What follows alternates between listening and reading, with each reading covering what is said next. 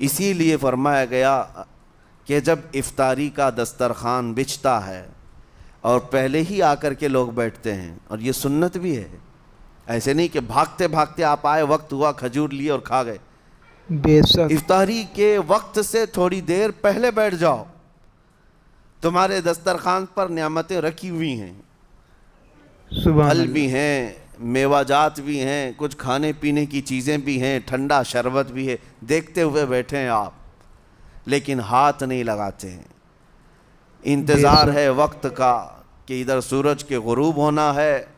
اور میری افطار ہونی ہے، اعلان سنتے ہیں، اذان سنتے ہیں، اس کے بعد آپ اٹھاتے ہیں، لیکن اتنی دیر تک آپ خاموش بیٹھے ہیں دسترخوان کے پاس، سارے لوگ دیکھتے رہتے۔ یہ وہ منظر ہے جس کو فرمایا گیا رب ذوالجلال بھی اپنے بندوں کو دیکھ رہا ہے، بے شک رب تبارک و تعالیٰ بھی دیکھ رہا ہے اپنے بندوں کو، اور سارے فرشتوں کو بلا کر میرا مولا اعلان فرماتا ہے یہ میرے بندے ہیں، دیکھو یہ شام کا وقت ہے، ان کے حلق سوکھ چکے ہیں، ان کے پیٹ میں بھوک کی شدت ہے اور ان کے سامنے اچھی نعمتیں پڑی ہوئی ہیں، اے فرشتوں دیکھو میرے ان بندوں میں سے کوئی بھی ان نعمتوں کو ہاتھ نہیں لگاتا، یہ صرف اور صرف میرے لیے بھوکے اور پیاسے ہیں۔ اور فرشتوں سے اللہ فرماتا ہے تم گواہ ہو جاؤ، ان کی حلق تر ہونے سے پہلے ان کے لیے میں نے جنت لکھ دیا۔ سبحان اللہ۔ اسی لیے بے حدیث شک پاک میں ہے جب افطار کرتے میرے آقا صلی اللہ علیہ وسلم یوں ارشاد فرماتے ذهب الظمأ وابتلت العروق وثبت الاجر انشاءاللہ، پیاس بجھ گئی، رگیں ٹھنڈی ہو گئی اور اجر اللہ کے ہاں پکا ہو گیا۔ یہ حضور پاک ہر افطار میں عرض کرتے تھے۔ میں آپ کو یہ عرض کر رہا ہوں کہ یہ چھپی ہوئی چیز، اسی کا نام تقویٰ ہے، آپ صرف اور صرف بچے ہیں اللہ کے خوف سے۔ اب سنو حدیث پاک، قیامت کے دن حساب و کتاب ہوگا